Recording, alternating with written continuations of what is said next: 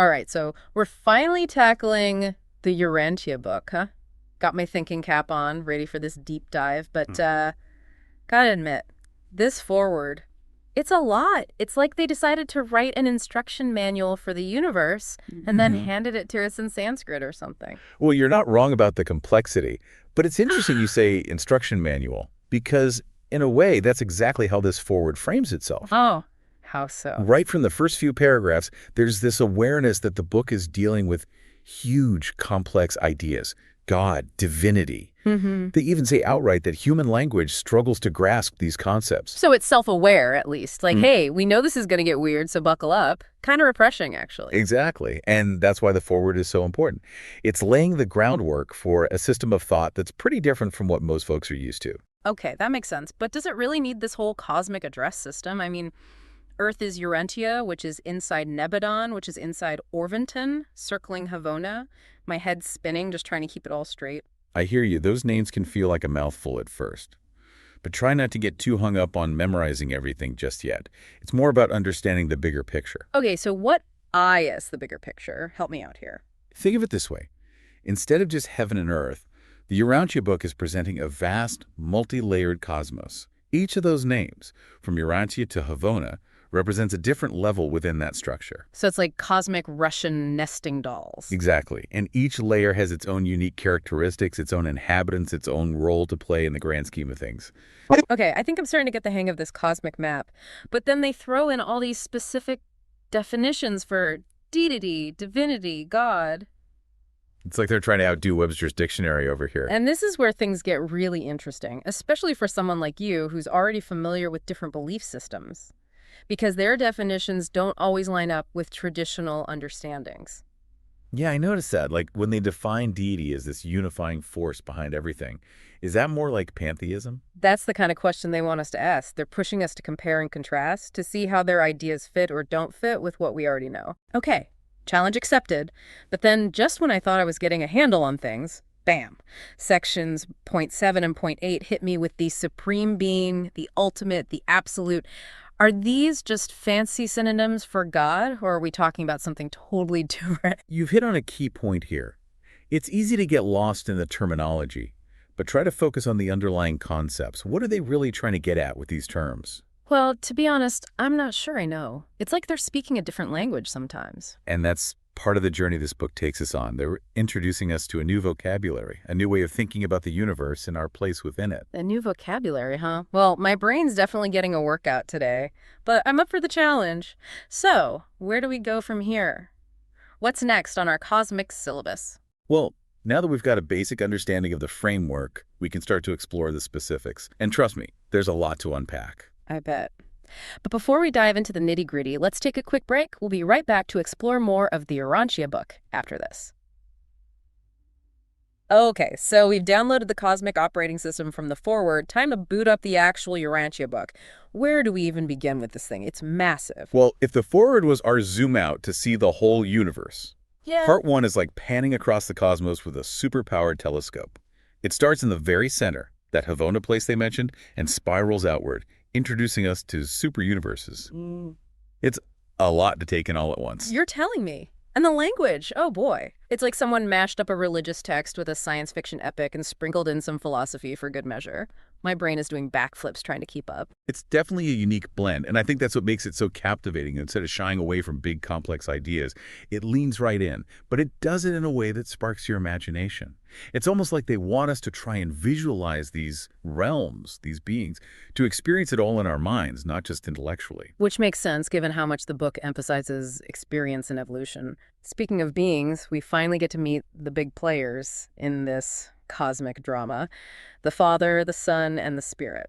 Are they like the ultimate power trio, Urantia style? In a way, yes.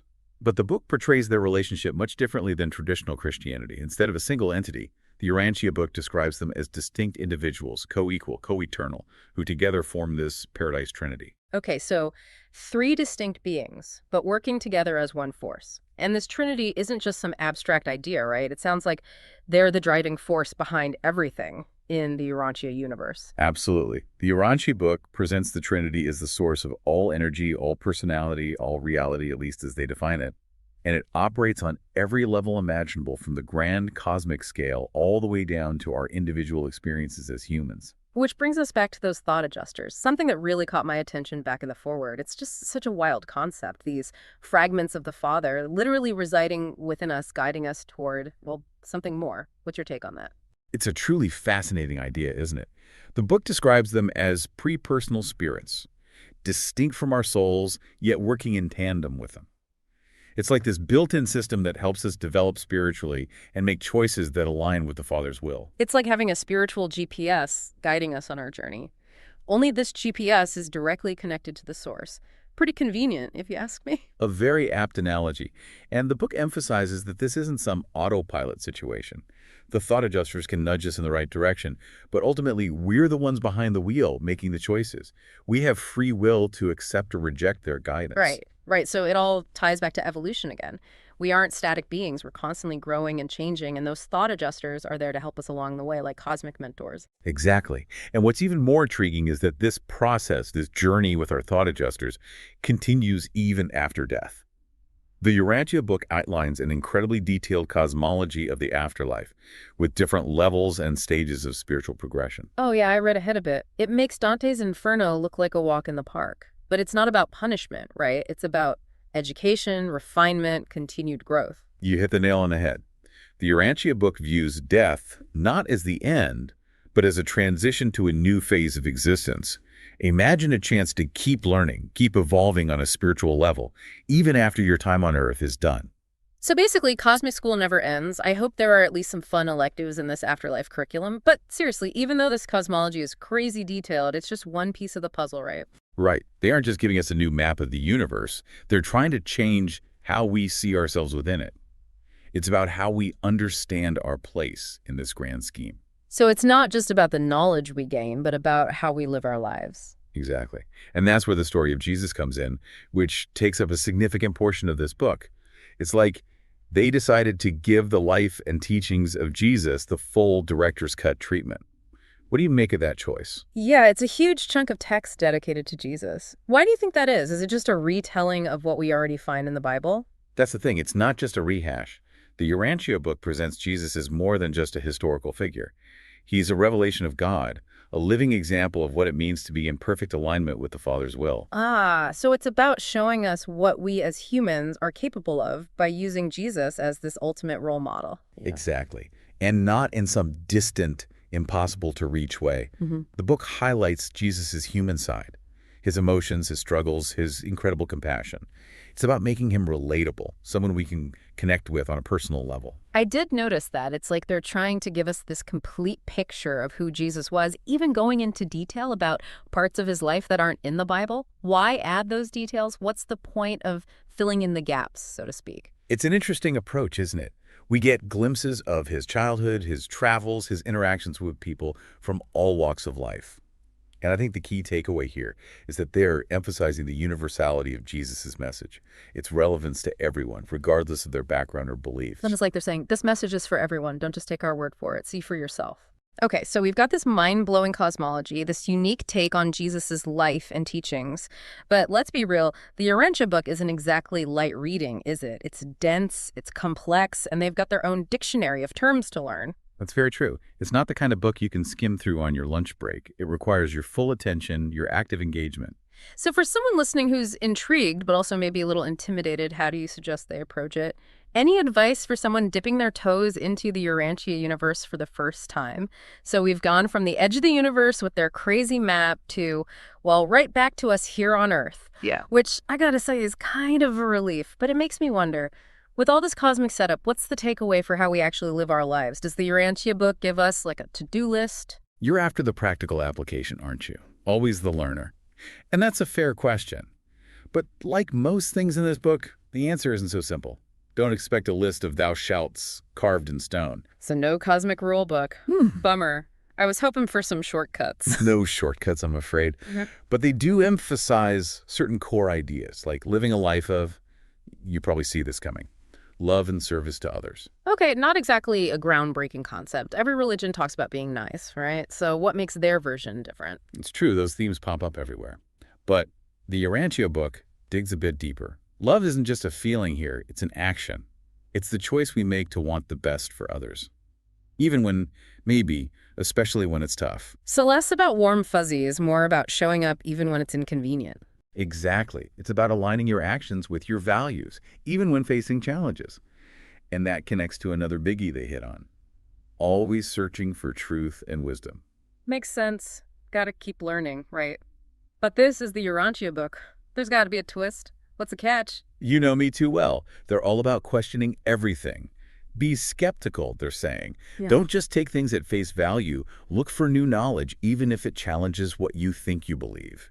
They even say blind faith without using your brain is a kind of immature way to believe. Hold on. They're encouraging critical thinking, even about their book. That's kind of wild. Exactly. They're not shying away from questions or doubts. In fact, they see those as crucial to how we grow spiritually. That's pretty different from most religions, right? Usually it's all about faith, no questions asked. They do value faith, but not blind faith. They see it as something that grows alongside understanding, not in spite of it. It's about finding that sweet spot between faith and reason, tradition and progress, all that good stuff. Finding that balance.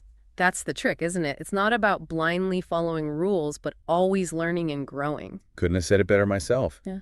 The Urantia book says that in that ongoing exploration, that dance between faith and reason, that's where we find our true potential as spiritual beings. It's a journey, huh? Not just across the cosmos, but through ourselves, figuring out what we believe and why. Exactly. A journey of self-discovery, and the Urantia book doesn't pretend to have all the answers or give you a guaranteed roadmap. It's more like a compass than a map. So it points us in the right direction, but we gotta navigate the terrain ourselves. Precisely. It's an invitation to find your own path, always seeking something bigger than yourself, even if the destination's a mystery. I like that. Embrace the mystery, keep searching, keep learning. Which seems like a perfect place to wrap up our deep dive into the Urantia book. It's been, well, a lot to absorb. That's the beauty of it. It sparks that curiosity, that drive to keep exploring, and leaves us with more to ponder than when we started. Absolutely. So for everyone listening, what's the one thing you hope they take away from this? What's that final thought you want to leave them with? If you remember nothing else, remember this. Don't be afraid to explore, to question, to keep searching. Like the Urantia book reminds us, the universe is vast and full of wonder, full of mystery and potential. There's always something new to learn about ourselves and the world around us. Love it. Embrace the mystery, keep exploring, keep learning. Perfectly said. And on that note, we'll leave you to continue your own explorations. Until next time, keep diving deep.